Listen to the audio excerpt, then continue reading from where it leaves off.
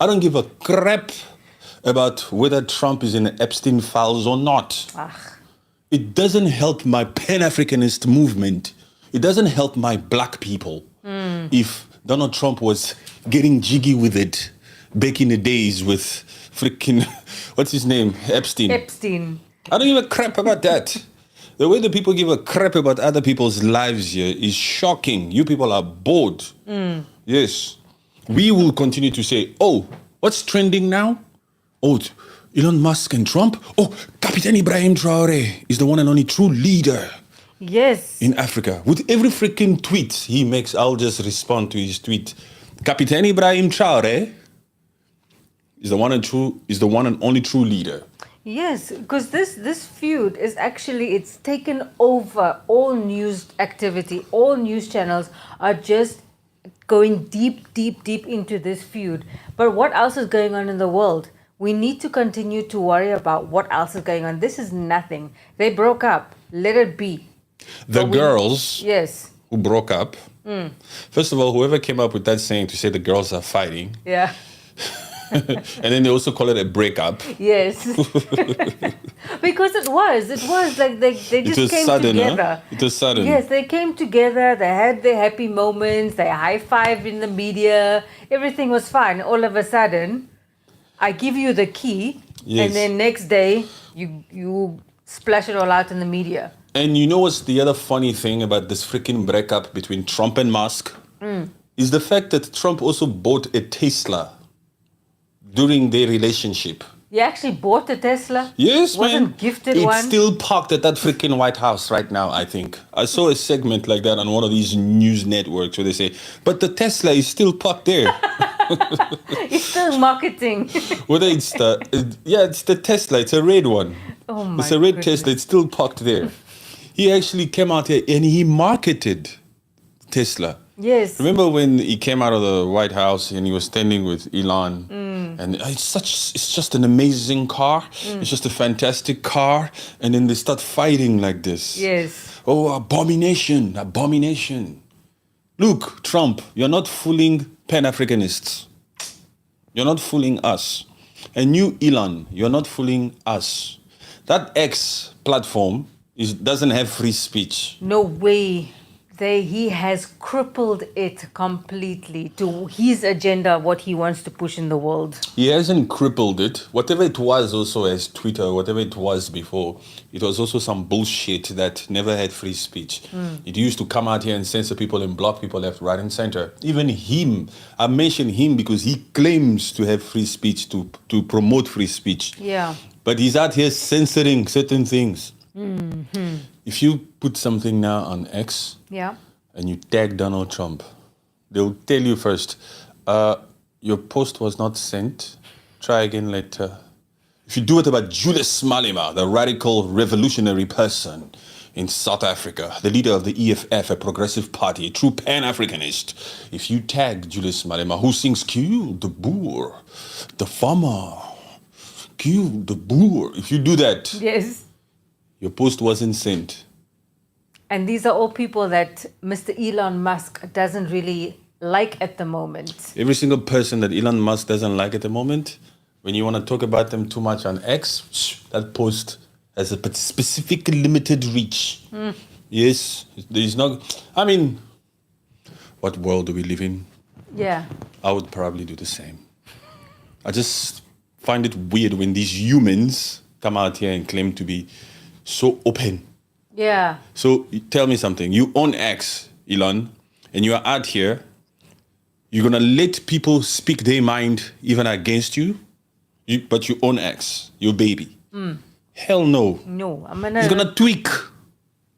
Let's just tweak a little bit here. Tweak it.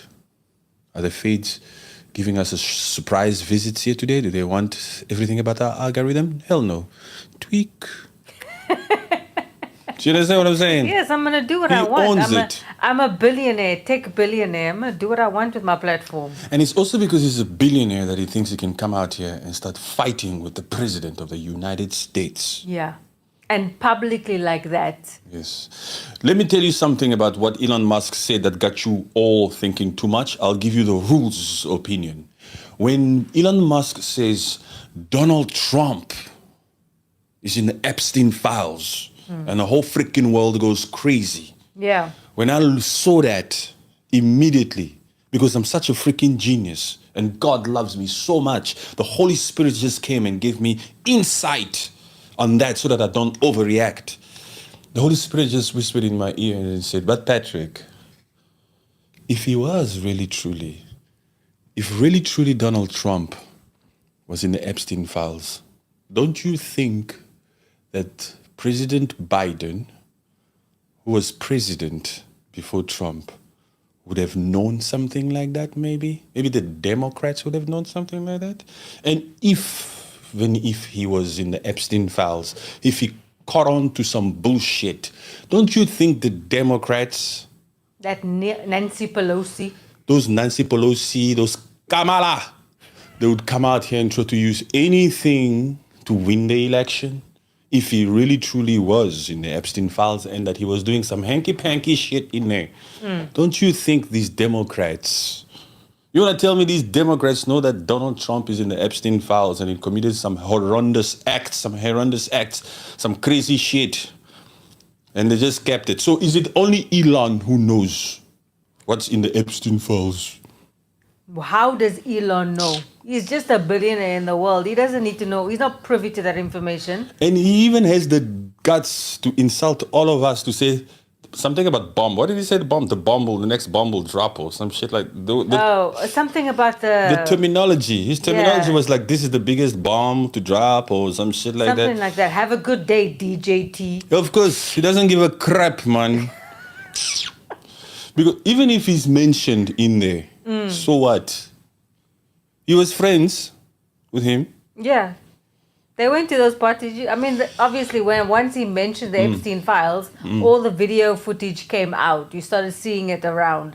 And you saw him there. He was young. Blah, blah, not saying it's an excuse. Sorry. Let's use our brain a little bit further also. For Elon Musk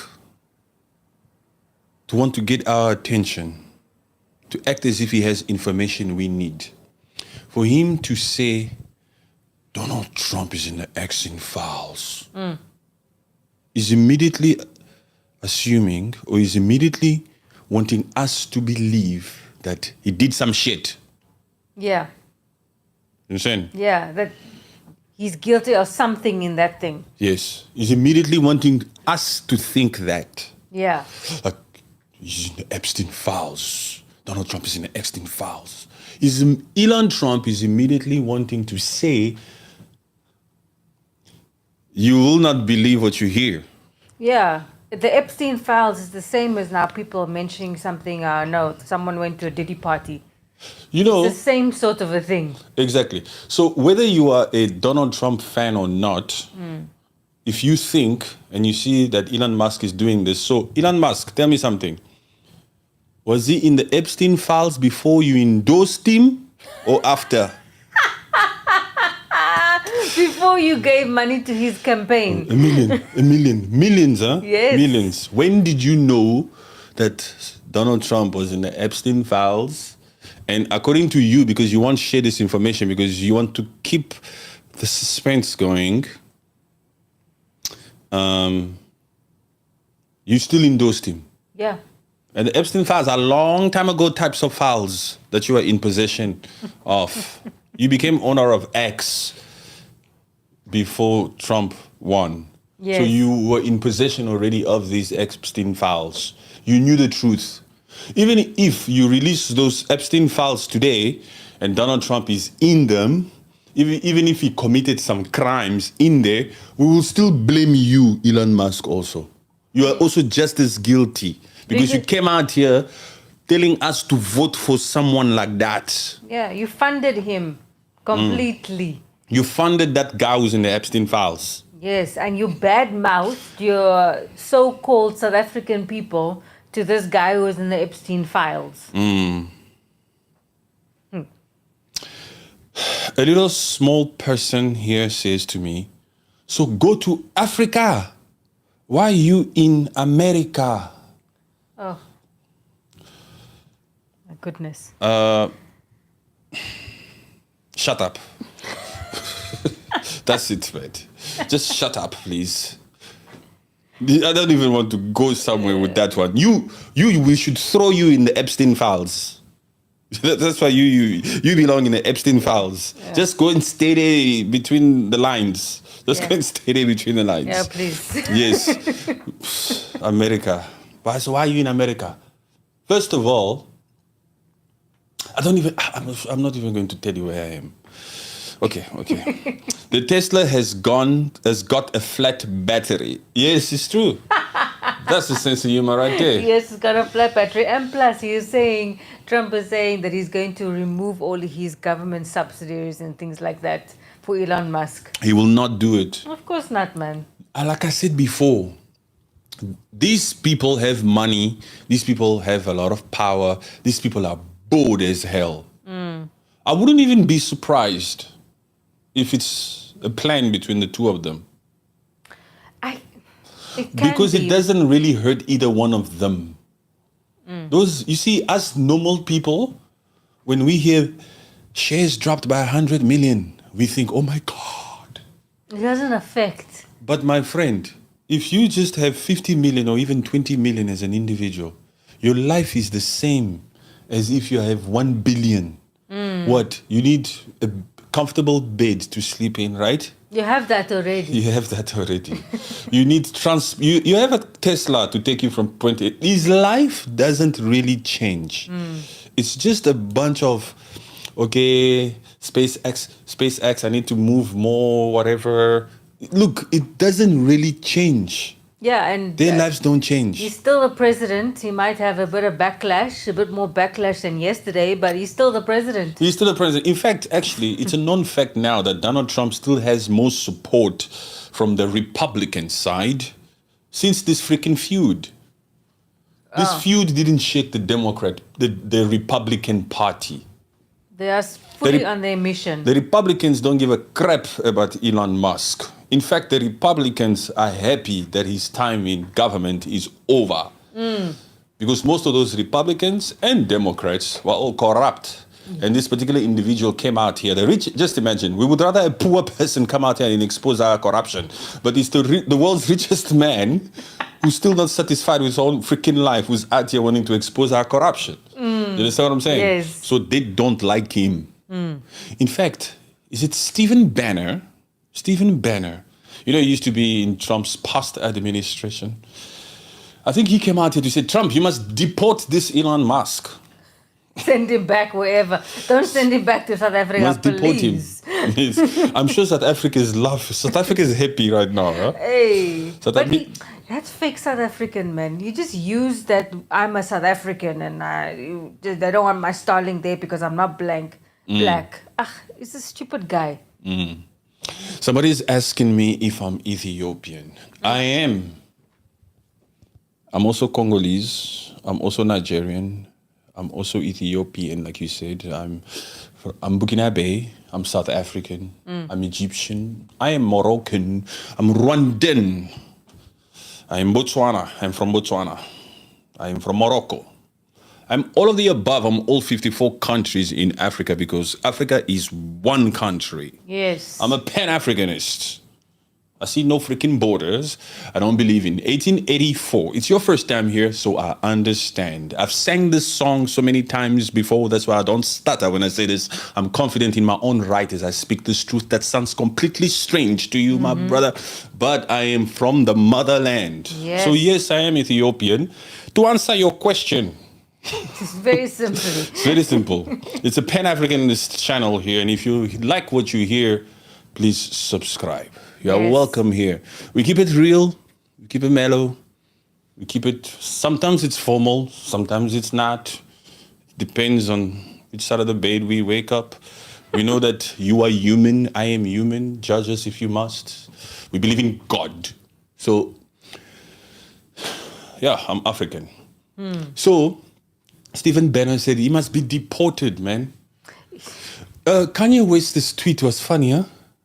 What did he say? Please don't do this. Something like that. So the president of the United States is fighting with the world's richest man.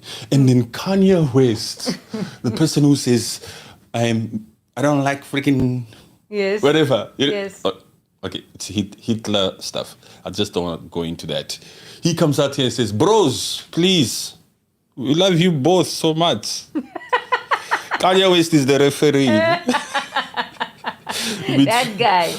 Kanye West, who's so freaking unpredictable, is the referee between the president of the United States of America, Donald J. Trump, and Elon Musk, who looks weird also. He's been doing some weird powder shit, huh? Yeah, it's that ketamine stuff. He's on that hallucination mushrooms. So we have this president who, a few weeks ago, was outright lying in the Oval Office when he was welcoming or hosting the president of South Africa to claim that there's a G-side in South Africa. We have that one who showed a picture of Congo to say this is South Africa. That's the president of the free world, right? Yes. And then we have this world's richest man who's out here doing funny things with his face on camera. And then we have the referee, Kanye West. Who is just outspoken in the most radical way. Who's out here posting pics of dicks Yes. on X. Multiple. Multiple pics of dicks on X. Do you understand what I'm saying? Looking for the artist. Yes. Look, I'm looking for the artist who drew this dick pic. He's the referee who comes out here to say, bros, Oh my God. please stop. We love you both. And we Pan-Africanists, we must watch them. We must just say this has got nothing to do. This is not going to affect the African continent at all. While we have puppets as leaders in different parts of African countries, we Pan-Africanists, we must come out here and entertain their crap. Hell no. The only reason why we're talking about this is because I want you guys to click that freaking thumbnail, and the moment you come here and I'm telling you, Ibrahim Traore is the one and true leader of Africa. Yes. Yes.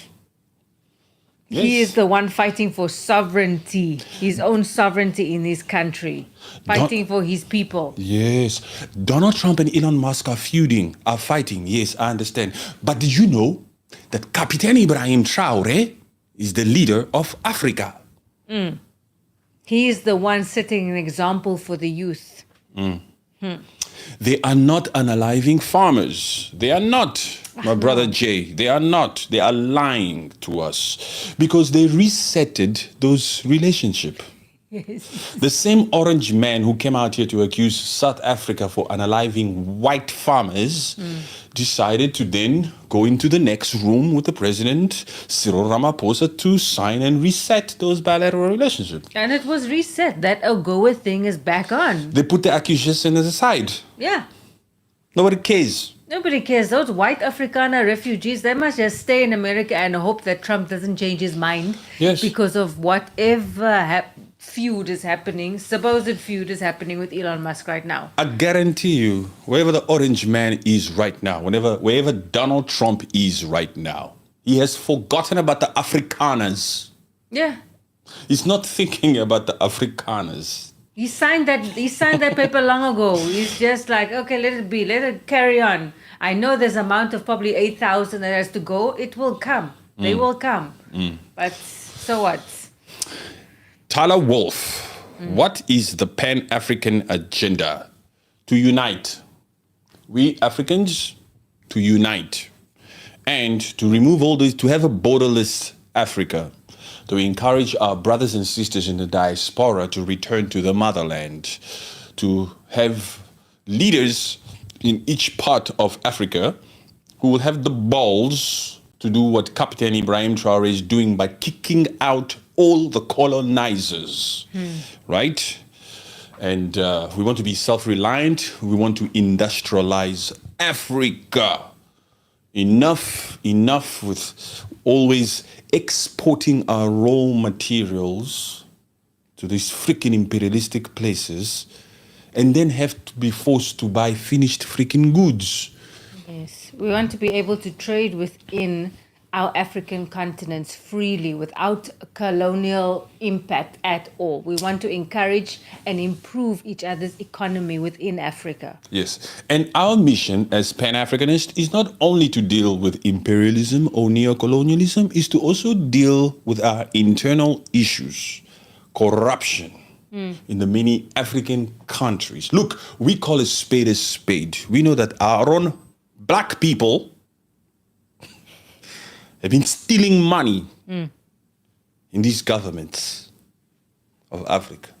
Are those governments or are those freaking recreational centers? Those are places where they get together to plan how they are going to the next move of corruption. That's it. Where they get their free dinners and free lunches. Yes. Ja is asking, is it Ja or Jay is asking? Jay. Are you in Africa now? Yes. Yeah. I will always be in Africa. Africa is in me also. I am Africa. I am Africa. I'm not African. If these people don't know you by now. I'm Africa. Yes, it's true. So, we need to fight corruption within the motherland. It's the other mission of Pan-Africanism. That's why I said just to call people to that unity is not enough. Once we unite, there must be a cause. We must unite for a reason. You can't just bring people in together and we start looking at each other. Yeah, yes. You cannot Understand? just sit there and stay. Yes, we can't just come together, just start standing around. And say, now what? Because imperialism never stands around. Huh?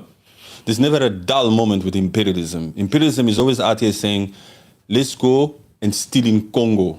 Yeah. Let's fund militia groups in Rwanda, make sure that Rwanda is the gateway to blood minerals so that we can continue to loot the Democratic Republic of Congo, the creme de la creme, with all of those natural resources. Let's take all those cobalt. You know, Apple should be built in Congo. In the Democratic Republic of Congo, that's where Apple should be. The manufacturing, the industry itself. They must put it in Congo.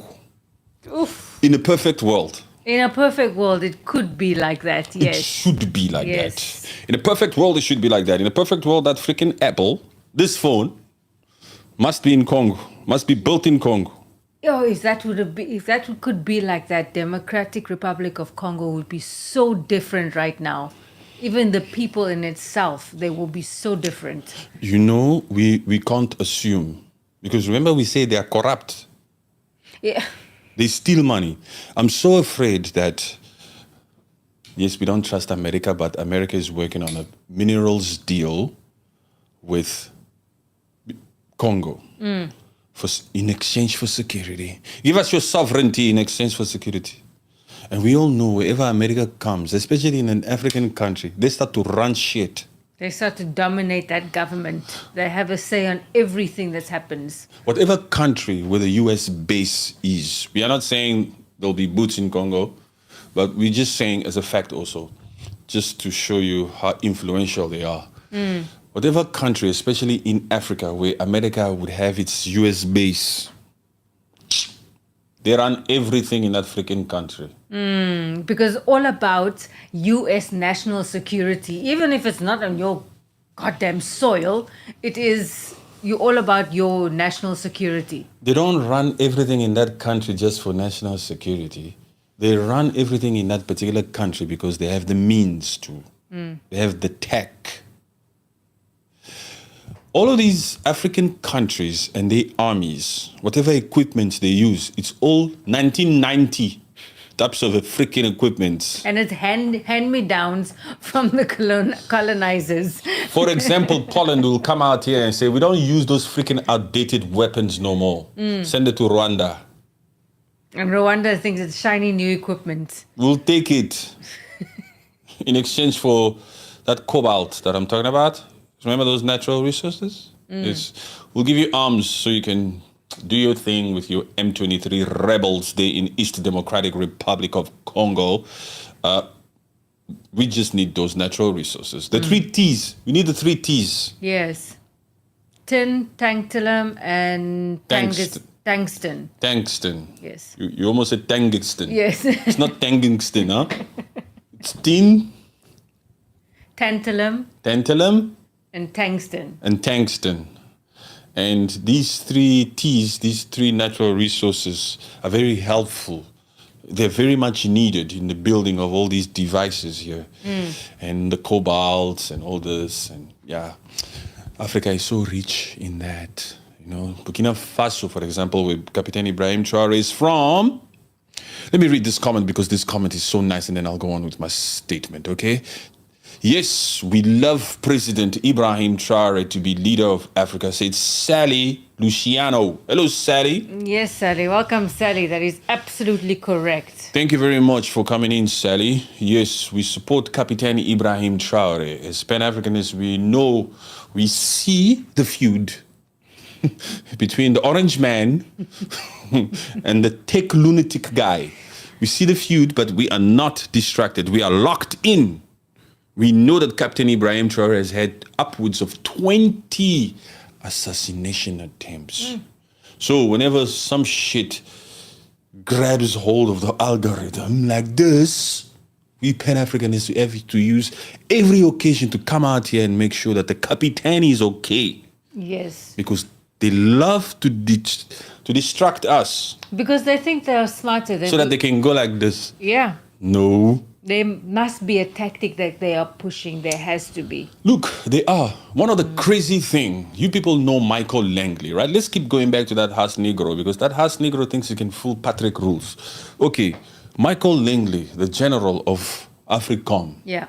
Another crazy thing that was stated, because when he was in Kenya about 3 weeks ago, he had an interview with Citizen TV where he said that the Sahel region, is now the epicenter of terrorism. Sally, did you hear that? The Sahel region is now the epicenter of terrorism. It's not the Middle East. It's not Iraq. It's not Syria. It's not Afghanistan. That is a cliche now. That is gone. That is a thing of the past. It's almost like America has told the groups, move it. Move now to Sahel. Yes. We have strategies there that we want to push. It's like if it's true that the Sahel is now the epicenter of terrorism, the intelligent people of this world, these people that are so special, these people, they should have seen the migration. Do you understand what I'm saying? They've seen the migration from the Middle East to the Sahel. Yes. Why didn't they stop the migration? You know why? Because they want them to go to the Sahel, to Africa. Yes, because they want to get back into that area. They want to get into that area. Not necessarily back into that area. They don't mind it in that area. It's a win-win situation. You know why? We get to deal with them there where we don't have to. You know, it's easy to deal with Africans than Arabs. Because Africans, they feel like they can control them. They're easier to manipulate. Because Arabs think. And they analyze. They come out here and they build skyscrapers and tallest buildings in the world, and they have a lot of oil. They think the challenges here and there. We need the oil, we need this from them. But these Africans, nah. We're not getting anything from them, man. Let this migration of terrorism move from the Middle East to the Sahel, man. Look, they're in control, right? Yes. They have their own, all these satellites. They're able to see. They're able to see everything and say, ooh, the migration is happening here now. It's no longer the Middle East. The Sahel is the epicenter of terrorism. But also now, Michael Langley said that it's within the interests of the United States that they deal with the epicenter. Because that is a direct threat to their homeland. So whether Burkina Faso likes it or not, the presence of AFCON is there to stay. Must be there. It must be utilized within whatever method we're going to adopt here to find a solution. Why does America feel like they're the police of the entire world? Stay in your country and get your boots out of Africa. Yeah, but they are the They are police. the police of the world. We don't despise Americans. We don't. Hello, I said we Christian too, huh? We don't despise them. We just need to have smarter leaders. I'm not expecting imperialism to change. I'm not even focused on that. It's about us Pan-Africanists educating ourselves, our people, and it's about holding our puppets accountable. We want leaders like Ibrahim Traore who can tell the West, hey, wait, France, take your troops and go. Yeah, let's try and see how we can do it by ourselves. Yes, we'll get there. We want leaders like that have balls out here. We don't want leaders like the president of Ivory Coast, who is just out here to execute the agendas of France. And that is very clear to see, yes. Yes. And so USA is in the Bible, brother. The whole world is in the Bible. The whole world is in the Bible. Yes, Yes. The earth is the Lord's and its fullness. thereof. Yes. It's all God's. This is God's place. It's not our place. But yes, I understand what you're saying. Can't you build up your country? Then you won't have to talk smack about America, says Tyler Wolff. First of all, Tyler Wolff, we're trying our best to do that. Okay? And but also at the same time, we cannot ignore the past. We see Libya today. They are destroyed. That was your puppet, former president of Barack Obama, The cheerleader. that did that to an African country that was building itself. Go to Google and type in Libya during Muammar Gaddafi and Libya today after the US went there through their proxy NATO. Yes. There was no boots on the ground. Don't fool us every time you come out and say, we don't want Africa to be militarized. There will be no boots on the ground. You know that you have tactics, man. You understand what I'm saying? Yeah. So when this particular wolf, that's not the wolf of Wall Street. This particular wolf, when he comes out here, he says, stop talking smack about America. America has committed more wars Yes. in this world than any country. As much as Trump likes to say he stops wars, there's no wars in this world. Because in my time of my first presidency, there was no wars. When Biden was, look at what happened, and now I'm trying to fix it. Oh, please. Yeah. Wolf, you don't even know if Muammar Gaddafi was African or not? Yes, he was African. You're talking to citizens like we are politicians, dummy. Oh. Do you know who is George Carlin? Yes. George Carlin, the legend stand-up comedy guy, the comedian. The moment this particular Tyler Wolff said this statement, you're talking to citizens Yeah. like we are politicians. And then he calls me dummy.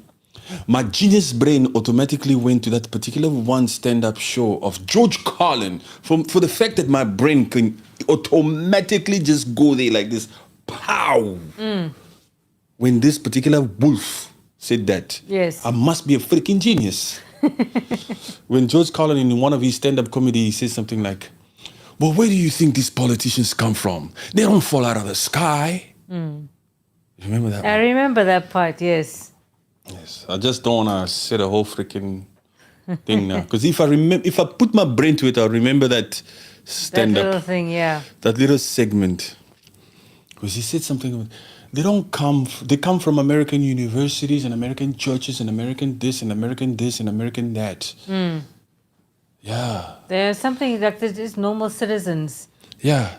Something like that. Politicians are the citizens. Politicians come from those citizens. Yeah. From those Harvards. Because what was Trump before? He was a plain citizen before he became President Donald Trump. A comedian, this is who you... Okay, you super chat before I read your shit again. That's it. I'm giving you too much attention here. Let me get back to my pan-Africanism. Okay? Okay. You know what to do. Or you can just bounce if you want. We don't beg no one here. You can sit here and chill and communicate or whatever, but I've given you enough. I'm from Congo and raised in Western world. I'm ready to go back home and help my people. Very good, my brother. I did the same thing. I don't know where... Ma sister, right? Sister. My sister. Oh, my sister. Sounds like my sister. Des gros bisous, seulement des gros bisous, pardonne-moi. Hein? J'ai pas regardé le nom. Natalaki Kombo te. Mexico Natali Kombo. Oza sœur nangai. Omoni nenga nazolo balingala. Bango ba iba te ba kompa. Bozo croire que peut-être nanga sud-africain te naza mwana mboka. Mwana mboka. Yes. I am from Congo too. I also, you know, we've done this. She says she's ready to go back and help her people. We've done that. We left Congo, the Democratic Republic of Congo, in 1991. Yes. Went all over the place. South Africa, Europe, the West, the Far East. We've been able to travel all over the place. And then we've also gone back already to help the people. And so there's a lot of people that know... There's a lot of people that can relate to these podcasts and the things we're doing now because they see us in Congo. Yes. When they see us, they love it when we come out here also on the podcast and try to build a platform here where we raise awareness and say that in the year 2000, in Kisangani province, in the Democratic Republic of Congo, in the year 2000, between June 5th and June 10th. Today is June 8th. Yes. So this year marks 25 years ago in Kisangani. There was a war that was fought between the Ugandan army and the Rwandan army in Kisangani. On the 10th, it was like a 6-day war, which was an extension of the Second Congo War that took place in 1998. So, but anyway, in the year 2000, between June 5th and June 10th, the Ugandan Museveni, the dictator, the president of Uganda, and Paul Kagame, the president of that Rwanda, they fought a war in that Kisangani where over 10,000 Congolese lost their lives. Yes. The moment she said Congo, my mind went back to the year 2000. The year 2000. It sounds so far. It's 25 years ago. Yo. It was just around the corner. Just like that, huh? It just went by so fast. So our condolences to all those Congolese people who lost their lives during this period 25 years ago in Kisangani.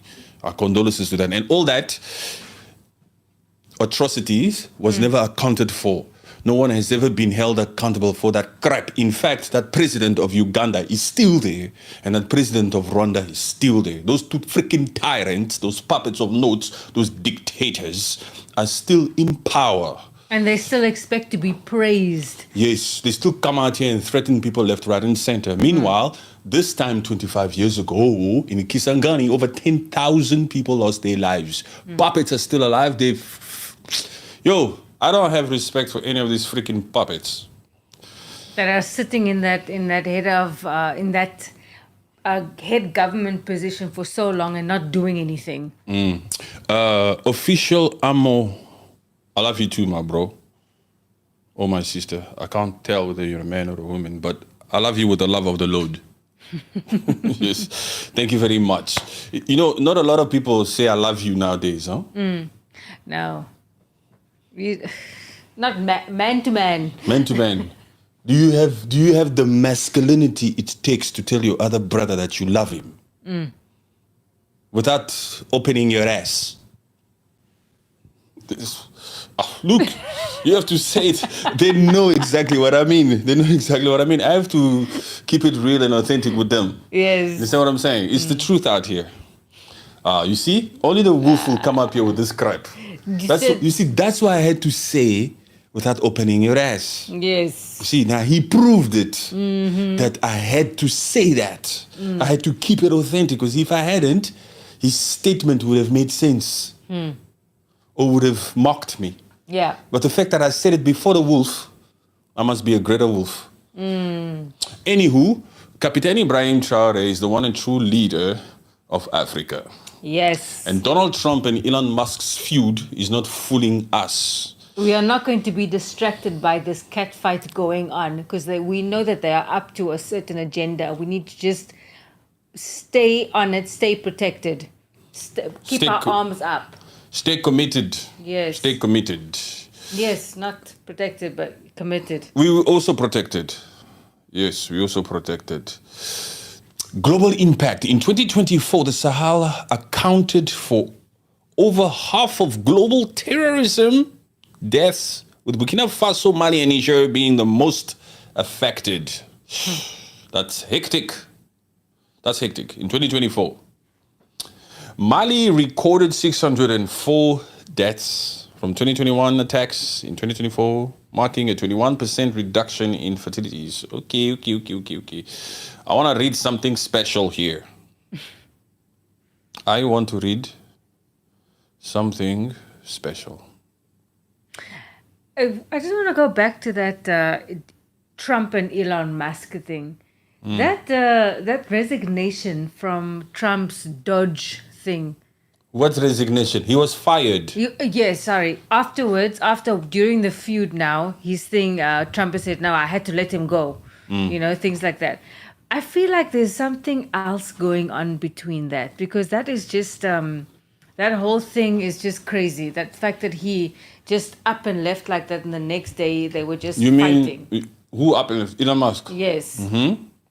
So I'm just thinking that there has to be something with that Dodge that Elon Musk did something. That's how maybe he got some information with all of that digging and things like that. Nothing. According to that particular Elon Musk, he didn't like the big, beautiful bill. Yeah. That the Republican want to pass on. He called it an abomination. We don't give a crap about this bill.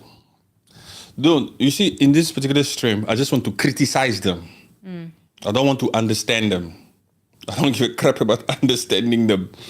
You understand what I'm saying? Yes. I don't want to be like, something must have happened, and so that's why look, the girls are fighting. We will keep our eyes on Captain Ibrahim Traore. Don't you think that would be the best thing to do? Yeah, for sure. Of course. Otherwise, we are actually falling for that crap of giving them attention. You see, for me to even say it like this, if somebody comes in now, they'll say to themselves, Captain Ibrahim Traore. You understand what I'm saying? Yes. Yes. We're mentioning Elon Musk. We're mentioning the feud. We saw the tweets. We saw the neck-shaking powder crap. We know about Stalin. We know about the Orange Man. But Captain Ibrahim Traore is the one and true leader of Africa. It's true, man. Yes. We pan-Africanists.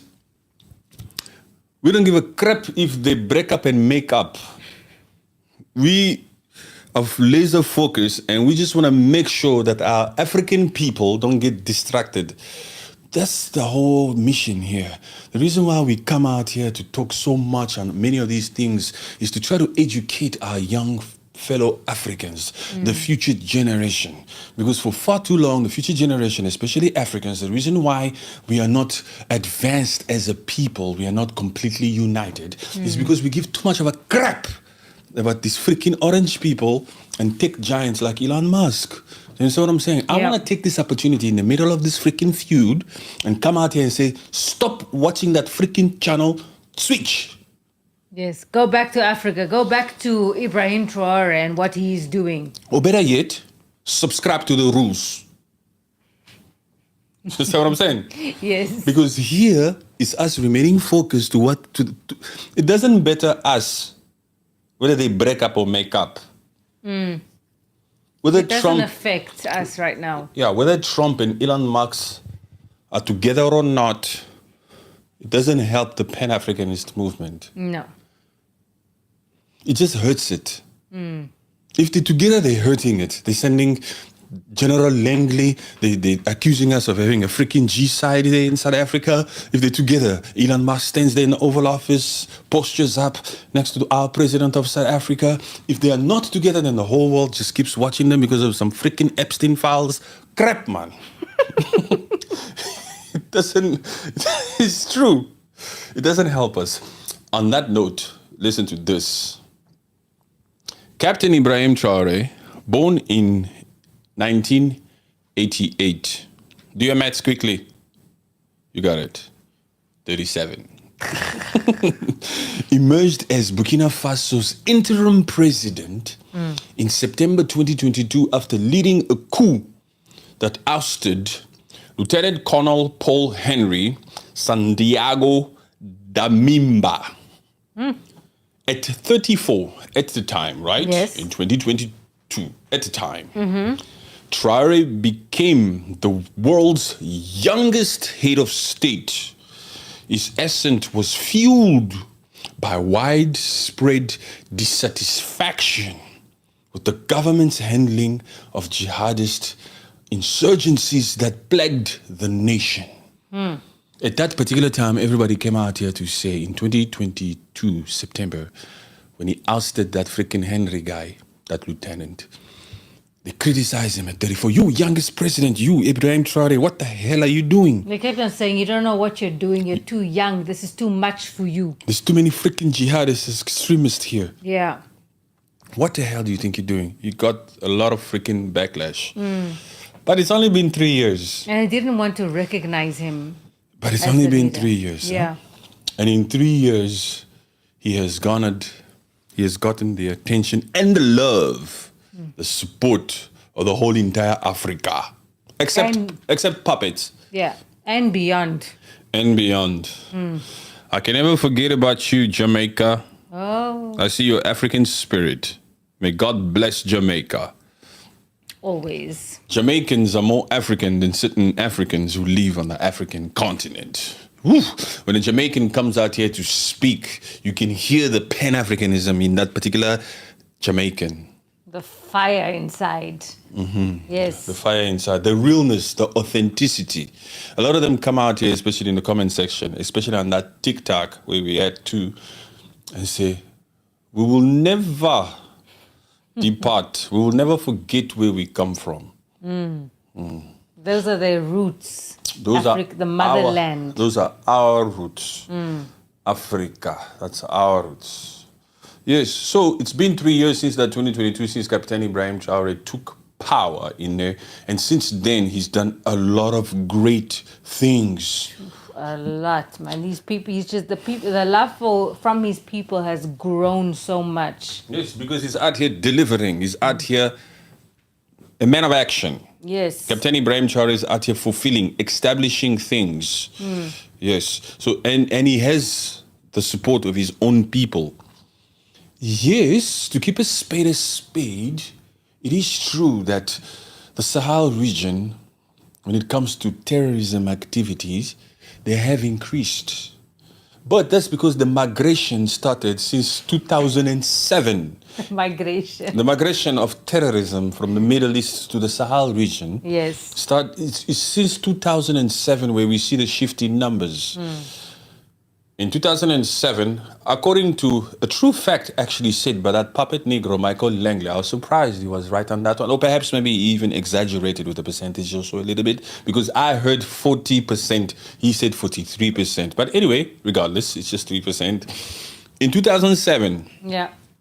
terrorism activities in the Sahel region accounted for 2% of global terrorism. Oh, okay. 2%. Yes. In 2007, global terrorism accounted for 2% within the Sahel. Only 2%. Only 2%. In 2025, fast forward, it's 43% What? of global terrorism activities. So they didn't like that Sahel. percentage from that day. So that's when they said, from that year, that's when they said, start moving. Maybe they allowed them to move. Yeah. I don't know what is the incentives in these freaking jihadist groups, Al-Qaeda, ISIS, and all of them to want to migrate to the Sahel from the Middle East. But it became hot there in the Middle East also. Yeah. So anyway, they migrated to this Sahel. So as of now, it's 43%. It accounts for 43% of global terrorism. That's the a Sahel. lot, huh? That's a lot. Small little region.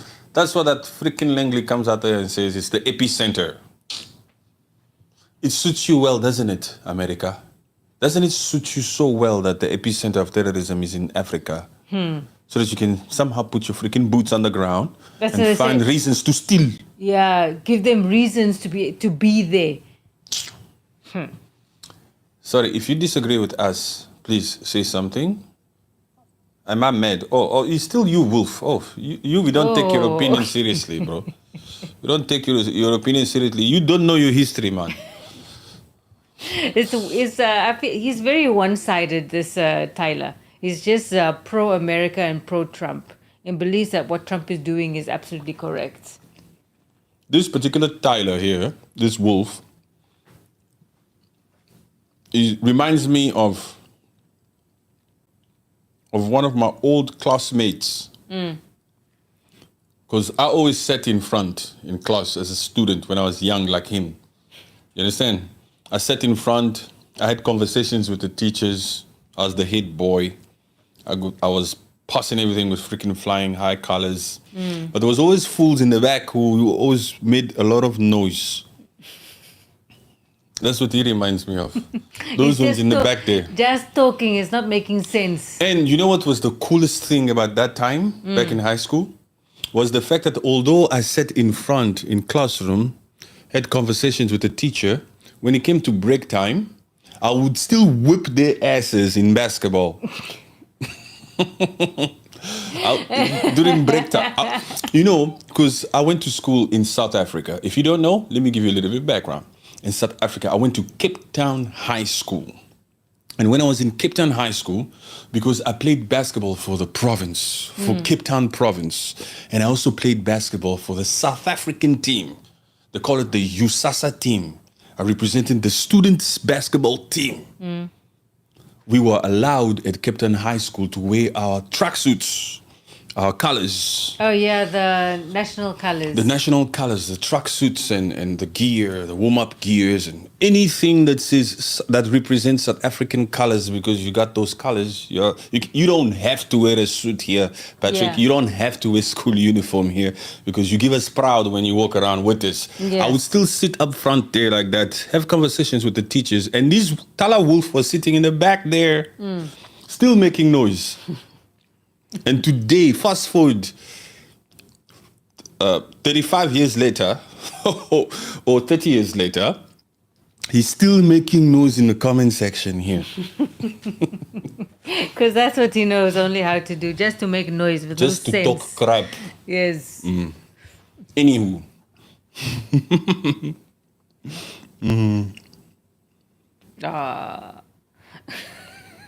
What? No, you said something here. The white boys let you play ball. The white boys. Of course. You said what? The white boys let you play ball. I let them play ball. That was in the years 2000, 2001. Apartheid had already gone, when A long time ago, yeah. Apartheid was abolished in 1990 in South Africa. When I came to South Africa for the first time in 1991 as a Congolese. You understand what I'm saying? Yes, in 1991. We saw apartheid, but the democratic elections took place in 1994 when Nelson Mandela ushered in. So anyway, we saw apartheid. We didn't really see apartheid. We saw them white Afrikaners. I played rugby with them too. Boy, you don't know who you're talking to. Anyway. Back to Ibrahim Traore, the president of Africa. Before we read this one, you're right. Let's say it again. Captain Ibrahim Traore is the one and only true leader in Africa. Yes. Yes. The rest are puppets. Puppets of note, the rest are. What did he say? Thanks for trumpeting the good works of President Ibrahim Traore. I like that, huh? I like that, Simon. Trumpeting. Thanks for trumpeting Elon's thing. Thanks for trumpeting and Elon's thing. Yeah. You understand, huh? Yes. Yes, the good work of Captain Ibrahim Traore. That's why I use that word. Yes. Okay, somebody else said something about South Africa, which is interesting. It has some truth into it. Yeah, it's true. It is Artista.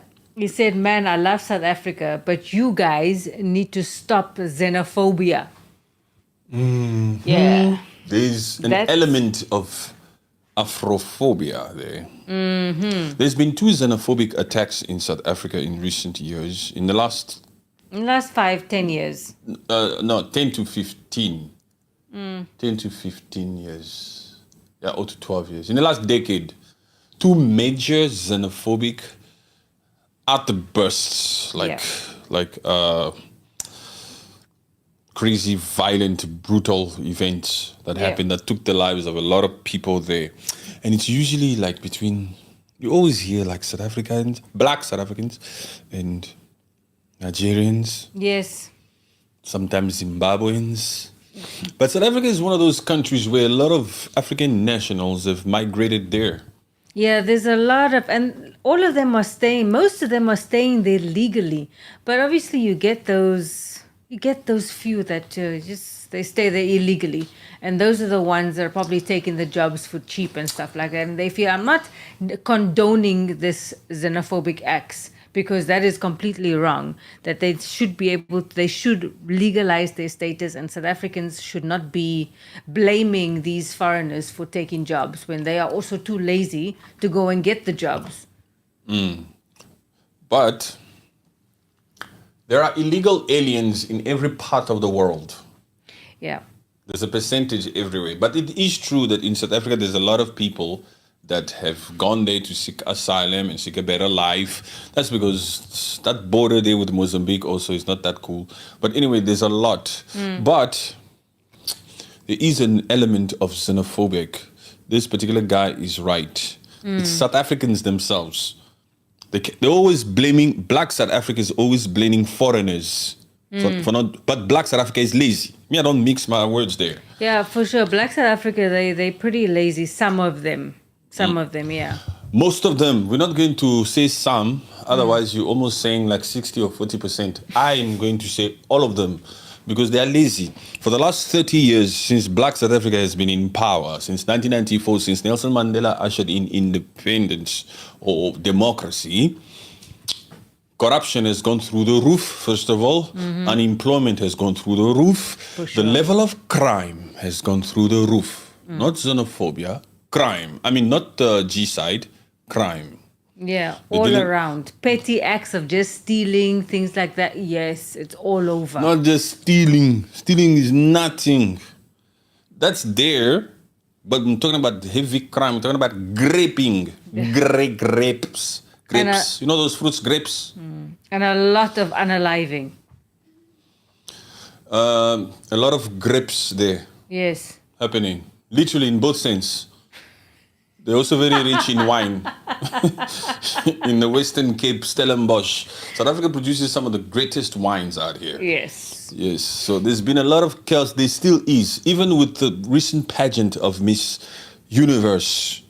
That particular young girl by the name of Chidima Adesanya, that one, she faced a lot of Afrophobia. Yes. Just because of things that she didn't have a control over. She was born in South Africa, but apparently her parents or her mother, through some identity theft, gave her citizenship. But does the mother work in Home Affairs? No. There's some corrupt South African Home Affairs officials in there that allowed for her to have that ID. Yes. So leave Chidima alone. Check your system. Check your freaking system, man. One of the facts about South Africa that I also find strange is the fact that when it comes to that central bank, this central bank is privately owned. How crap is that? It's not public. This government does not own the actual banking system of the country. That Boer will never leave South Africa to go and stay in the United States as a freaking refugee. Those particular white South Africans that left South Africa to go to the United States, those are the lower end of the stick, poor, classless types of South Africans. Yes. You understand? It's not the actual Boer, the farmer. Those are the ones who couldn't make their farm work, and now they blamed it on farm unalivings. Those ones didn't even have farms. No, They didn't even have farms, Aline. they Those had ones, 5-bedroom homes with pools. they didn't have farms, those ones. Because no farmer will leave acres and acres. Because they said that that new act of repatriation of land without compensation that was supposed to take effect, that matter is still with courts. Yeah. And no white South African has had their land taken away. Nope. They said it could. But it can also only happen if you cannot necessarily prove how you acquired this land. Yeah. Did you pay for it, or did your great racist white father stole this land? If it's your racist white great person who stole this land from indigenous people here, and you're still using, and they still give you something, and you're still using this for your own freaking benefit, and you don't show how you're using it for the good of the public, it shall be repatriated without compensation. It's very simple. That Boer must shut up. Yes. It's very simple. I don't understand if the land was just taken away from people back then. And now you guys, you white Afrikaners, have made generational wealth on this land. It is not yours. Yes. Give it back to the black person. I love it when you say this. I love it when you sound like that. Right. Because you remind me of the fact that it is possible that there's still some decent human beings on this planet. Because you are talking to a ruthless Boer. And you are saying, it's not yours, just give it back to the... I didn't mean like, okay, yeah, take it, like, well, give it voluntarily. No. That Boer is not... the Boer knows that he's wrong. Let's put it that way But first. I didn't say it, I didn't mean it as he was going to give it voluntarily. Like, once a number is up by the government, they ask you questions, you cannot prove it, bye-bye. That Boer knows that he's wrong. Even Donald Trump himself knew, as he was sitting there, that there's no white G-side in South Africa. Of course. It's not about the truth with these people. It's about a show of power. Yes, we're living in a world where you freaking black people must understand the rules. All the rules. The rules. Rule like Patrick. And the rules are, we can do whatever we want to do. We are going to say what we want to say, just to get what we want because we are white. Yes, we can sit in the freaking Oval Office and say, and take a picture of Congo and say this is South Africa. Shut up. Don't say a damn freaking word out here. You understand what I'm saying? This is the most powerful office in the world. We can sit here with false information and say there is, and so therefore let's send the freaking Boeing to South Africa to go and collect white people and bring it to Texas, take them to Texas, and when they arrive, have top officials from Homeland Security and stuff to welcome them. And have them wave the American flag. Yes. We can do that. We can do that. And at the same time, we'll come on national TV and say, it's not because they are white. We couldn't care less whether they are white or black. It's just because those are atrocities. And at the same time, we know that there are millions black Congolese people going through it in Congo or Sudan or wherever the freaking hell. But we're going to tell you that it's not about color. It's not about that at all. We just know we don't want these people to go through these things. It's not right. Come, live the American dream. Yes. You know, to come out here and to say the freaking truth, whether Tyler Wolf likes me or not, he respects me, this one. Yes. He doesn't have the ability or even the gift to be this real and authentic, saying this truth. He doesn't have it. That's why he will just come out here and just talk crap. You will just... There's a spirit of jealousy here, huh? I will just be a naysayer. You know how many people are jealous of people who can be authentic? This guy is just opening his mouth and he doesn't give a crap. He's talking about the truth only. Effortlessly. Some people cannot do that. Some people have to manipulate others to get any form of attention or recognition. They come out here wanting to manipulate. It's like they basically always have to do clickbait.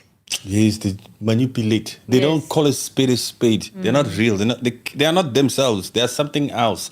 They say, I'm going to talk about this, I'm going to talk about that, I'm going to talk about this, and hopefully. We don't give a crap about the hopefully of it.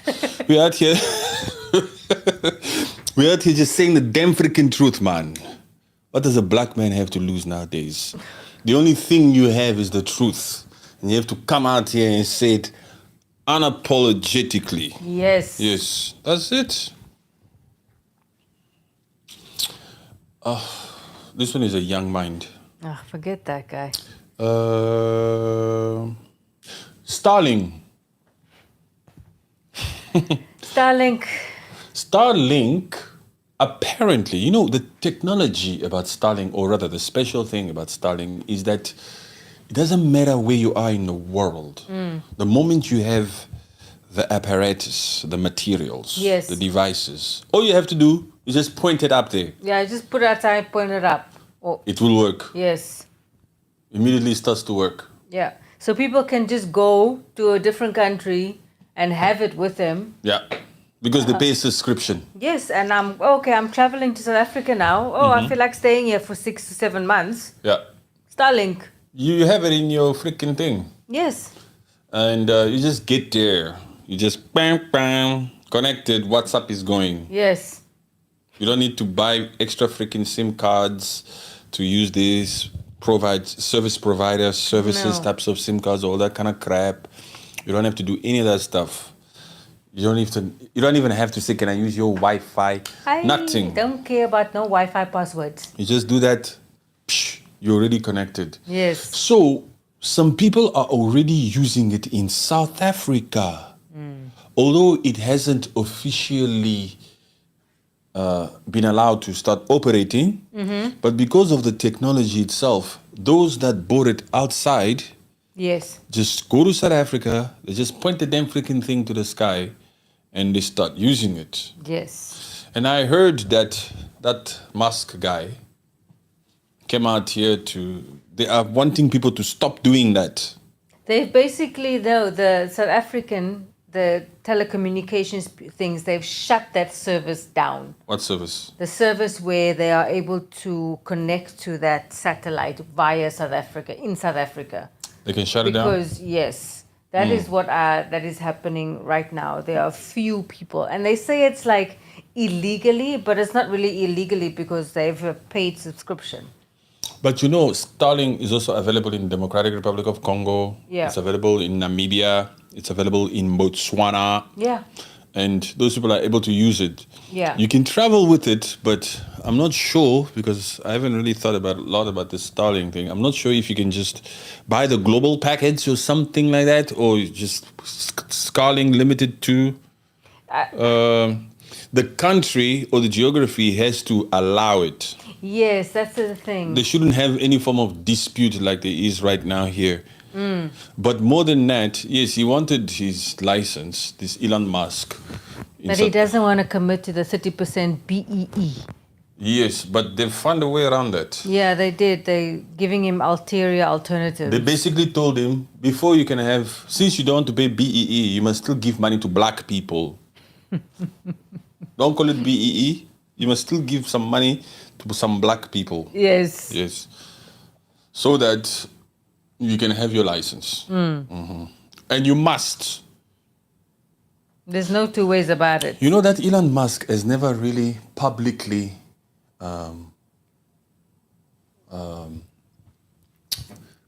said that he's South African. He said that, but he's never really embraced it.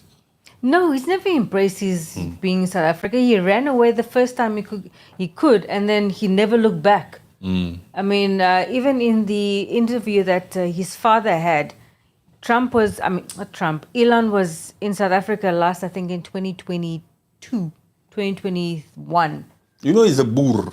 Of course, he's a boer. A boer is a with farmer. tendencies. He's a farmer. A boer Yes. is a farmer. Yes. A boer is not a white man.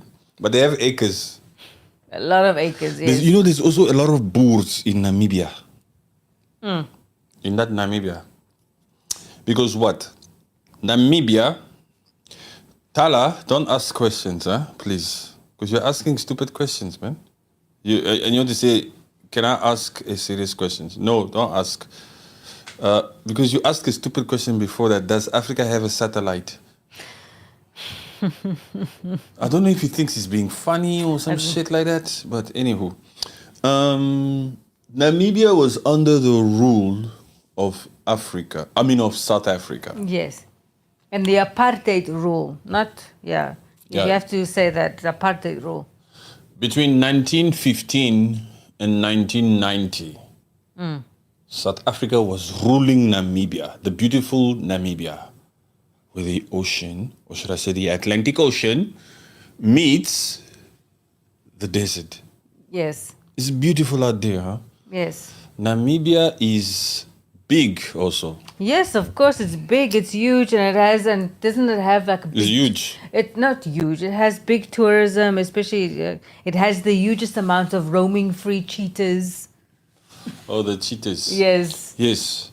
But that boer, the prime minister or the person who was ruling South Africa during apartheid time was who? Hendrik Verwoerd. Hendrik Verwoerd. Yes. That Hendrik Verwoerd guy. The one who has a statue of him in Oranje. Himself. Yes. There's a statue of him. Yes, in Oranje, the whites only town in South Africa. Whites only town. Tala Wolf only towns. This is the audacity of this white Afrikaner in South Africa to have the privilege of having whites only racist towns.